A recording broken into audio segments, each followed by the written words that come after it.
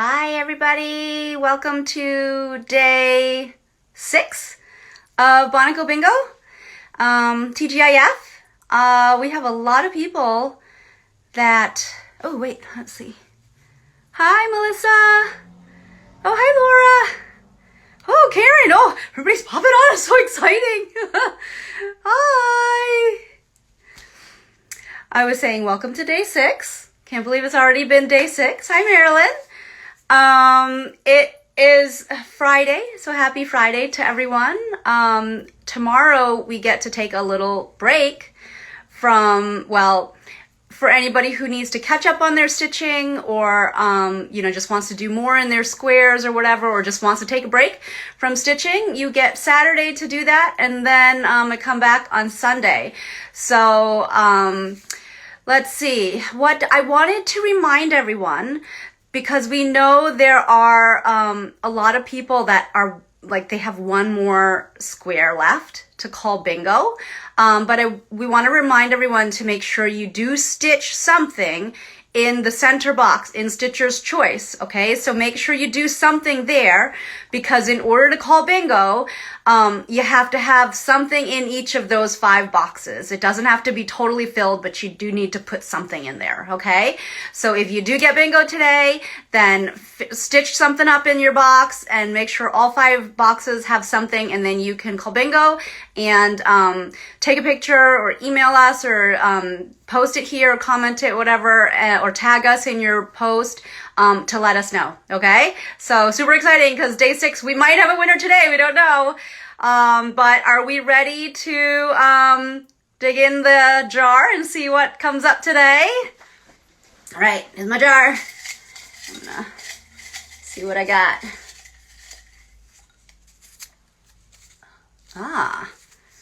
Crown stitch. So today is the crown stitch. Let me go get my stuff.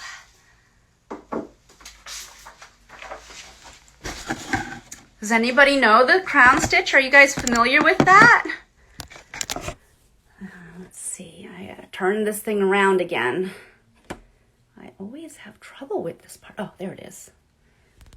Okay. Let me get everything set up. There we go.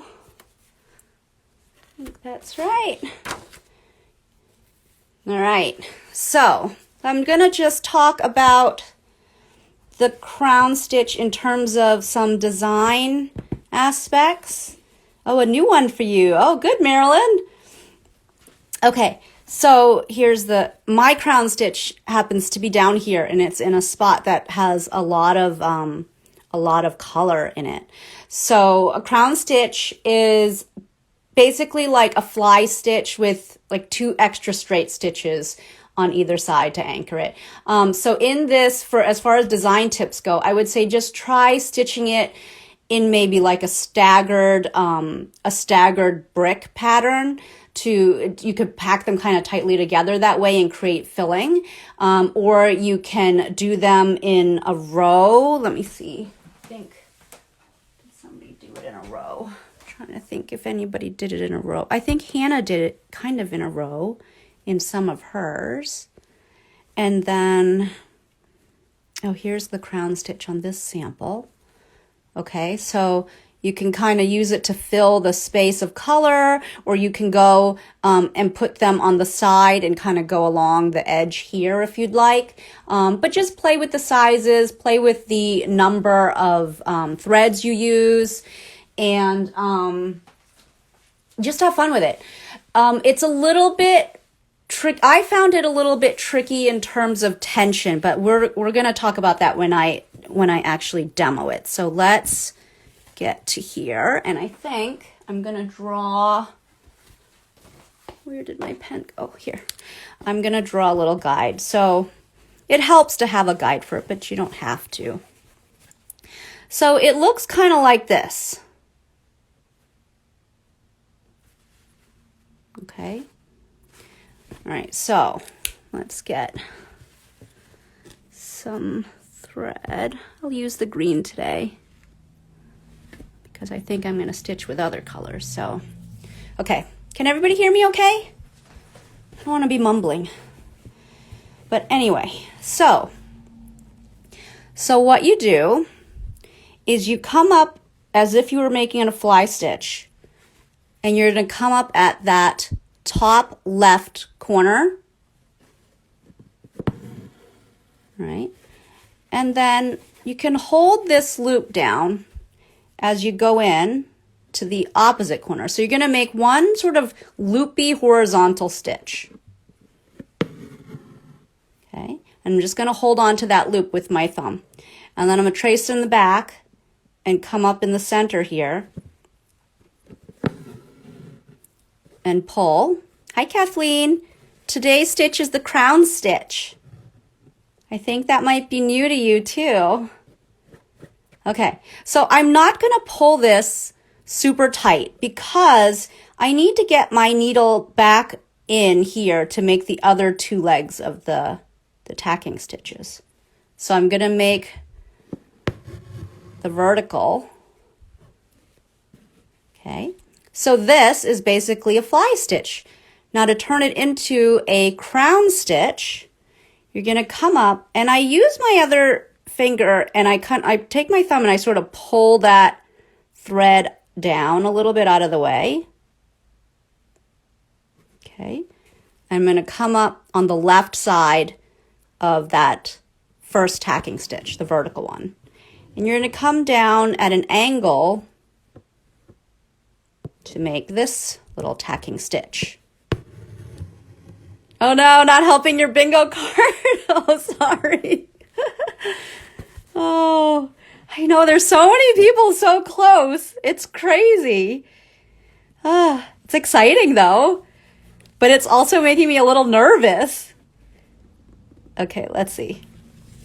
So this is the part that gets a little tricky, and I'm gonna tell you why then for the next step, why I like to do it a different way. So this is the traditional way. I'm trying to get it underneath that thread, and I feel like I went too high, but you know what? I'm not gonna worry about it. The crown is not symmetrical, but it's all right. This is a wonky looking crown stitch. So yeah, I don't love having to go in afterwards and make these other diagonal legs. You gotta go. I'm trying to teach here, Kathleen. You're making me crack up. Okay, so the other way to do it is if you make the three tacking stitches first, and then come up and do the loop and like weave it underneath. So I like to do the crown stitch like this. I'm going to come up, and it doesn't even matter really if I make the center one first. Okay. And I'll make this one.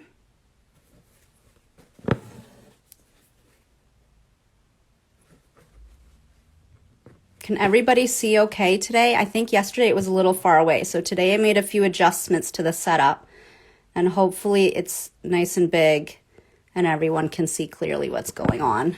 If you can't, let me know. Okay, so I like to make the 3 tacking stitches first. Hello, Skook's Playground. Oh, great. Thank you, Marilyn. Skook's Playground, today is the crown stitch. Okay, so now I'm going to come up at this little point, and then I'm going to turn my needle around and weave under these 3 tacking stitches with the eye end. Uh-oh, I got caught. Okay, and then I'm going to reinsert the needle in the top right to finish it. Okay, so this is how oh great, oh good, thank you, Courtney. Yeah, so it's great to learn different methods because, you know, there are so many different, well, for most stitches, there are different ways to make them, you know, and you have to figure out what works better for you. And there are, you know, the diehard traditionalists who we'll only do it the way it was maybe originally meant to be done. But, you know, we're totally of the camp of, you know, you make it work for you and you figure out how to stitch it so that it looks the way you want it to look. And it's okay if it's different than what was traditionally done, because nobody's going to know. It's just, yes, the second method is far easier because you just don't have to pull that loop down and try to get it over it when all of this has already started to pull it down and pull it tight, and it just gets in the way and it's hard to not split the thread. So I really do like making the tacking stitches first. Okay. The other thing you could do is maybe even make your tacking stitches in one color and then lace it with a contrasting color, like weave the last stitch in with a contrasting color for a different look. So just play around with it and have fun. Okay. So let me see. What else do I need to tell you about this? Definitely the guidelines. Let's go ahead and jump right into the actual sampler then. Okay, let's set that aside. And I'm gonna find it. I think, oh yeah, it was down here. Okay, so get my hoop in there.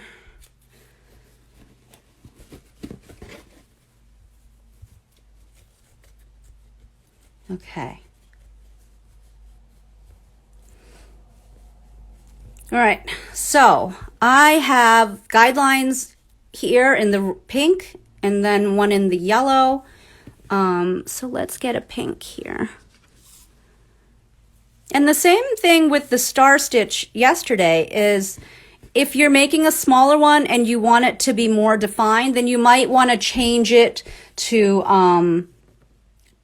like 3 strands. I'm using, actually I'm using the 6 strands. I'm going to have it be a little bit beefier looking. Oh, I don't want to do it that way. I don't like that way. I'm going back here. Okay, so center one.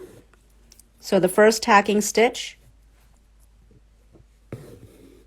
But yeah, if you use less threads than on these smaller ones, you'll get a little more definition in your stitch.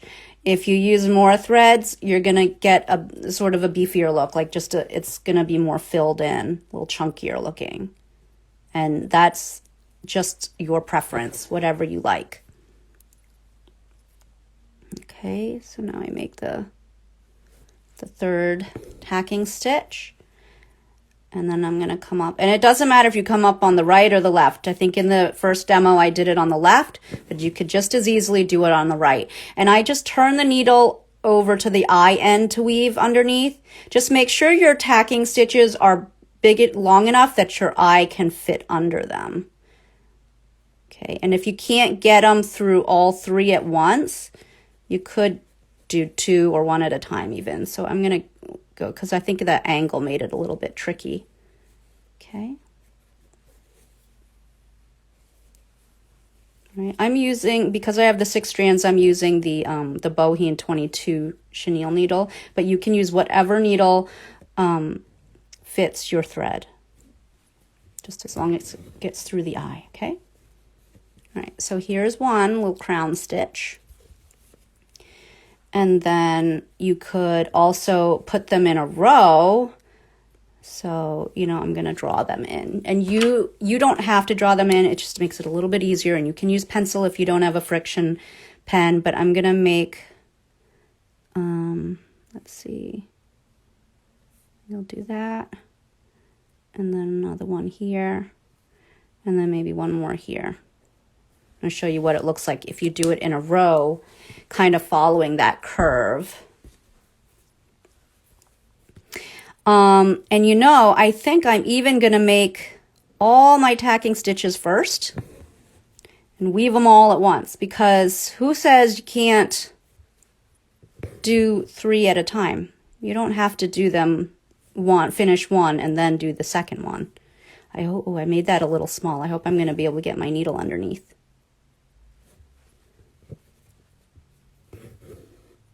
Okay. Did anybody get bingo with this one? Or are you just frantically stitching so that you can call bingo? The friction pen, yes, it's the one that disappears with heat. Yep. You can use a heat gun, a hair dryer, an iron.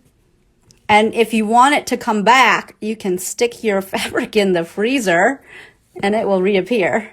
So it's not for archival kind of embroidery, but it's really great for just like casual kind of ones. No, only 3 in a row. Oh, 3 in a row with this one. Okay. Okay, so we are doing, just to recap, we are doing the crown stitch. Today's stitch is the crown stitch, and I'm doing 3 in a row here, kind of working them all 3 simultaneously. Okay, so I'm making 3 tacking stitches per crown, and I'm lining them up in a row. So waiting for that chevron. I know, me too. I like the chevron stitch, it's fun. Do you guys have a favorite stitch so far? Okay, so I did, it's like little feet. It's like little chicken feet or something. And now I'm gonna do all of the lacing. So I'm gonna come up and work my way back to the other side. And now hopefully I didn't, okay, good. It fits. Let's get caught on my hardware again. Pesky hardware. Okay.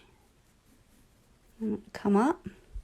Oh, Nicole's waiting for cross stitch. Yes, they look like eyelashes. Yeah. Yeah, we got a bunch of people waiting for different ones. That's exciting. Okay. Uh-oh, something doesn't feel right. Okay. So anytime, your thread doesn't want to glide through that fabric, give yourself, just slow down a little bit, take a look, because if you keep pulling, you might end up with a big knotted mess. Okay, so now I'm going to come up, and I'm going to be careful not to come up through, I think I was off the screen. I'm going to be careful not to come up in the exact same hole, because I don't want to pull out the stitch I just made. So I'm going to leave the tiniest gap. You both get cars. I wish, right? I wish we could be like Oprah and just give away a bunch of stuff to everybody. There. Okay. And then I'm going to go back in up here. Oh, yes. Car for you, car for you.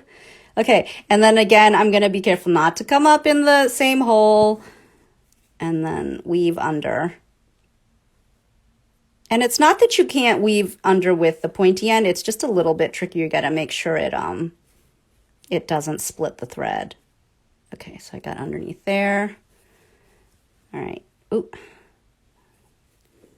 Okay. And then I'll finish this last one. Gosh, this thread hates me today. All right. Oh yeah, stitched embroidery car kit. Yep. My God, there's so many patterns to make, right? Okay, so you could do it something like that, where you line them up, and this is how it would work as a border, and you can see how it's worked as a border on a curve in this example too. So it's just all lined up in a row, right? So that's kind of fun. You can just fill them in. You could stack them if you wanted to as well, so you could do another one. I'm going to, like, this little pink section's getting all the love today. I don't know if I'm going to have time to show you all of them in the square, but you get the idea, I guess. And then, because I don't want to keep you guys here all afternoon. If you want to do it in a sewing method, you could too, to get at least these first few stitches. So I'm coming up, I'm just staying on top of the fabric to make these little tacking stitches. So let's come up in this little corner. Ooh, I think it was a little far away. You see why the sewing method is just not as precise. But that's all right. If you don't care, that's fine. Okay, and then let's weave under these 3.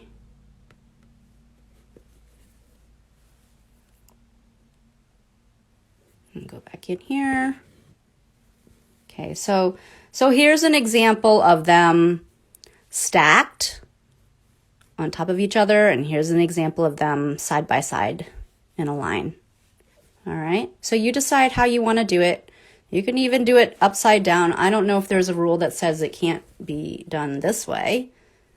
But yeah, so that's basically it. Does anybody have any questions?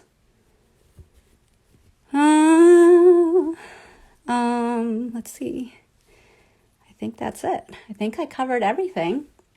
But yeah, so feel free to mix it up with different colors. Do your tacking stitches with one color and maybe lace underneath with yet another color, or do them all in the same, or, you know, just have fun with it. Play around. That's what the sampler's for. So I think that's it. I'm going to wish you all a very happy weekend. Thanks for joining me, and I will see you Sunday at 8, I believe. When will you pull? Kathleen, I don't know when I'm going to pull the cross stitch. We'll have to see, right? I have no idea. That's what's so fun about it. It seriously was so fun when we were testing this, because I played bingo by myself and so did Hannah, and we just like assigned random numbers, and it took me like 14 stitches before I got bingo, and I think it took her 13. So I don't know. Just be patient, everybody. Chevron, chevron, chevron, chevron, right? No, somebody's waiting for cross stitch too. So we'll see. Okay, everybody, I'm going to sign off. Take care. Thanks for joining me.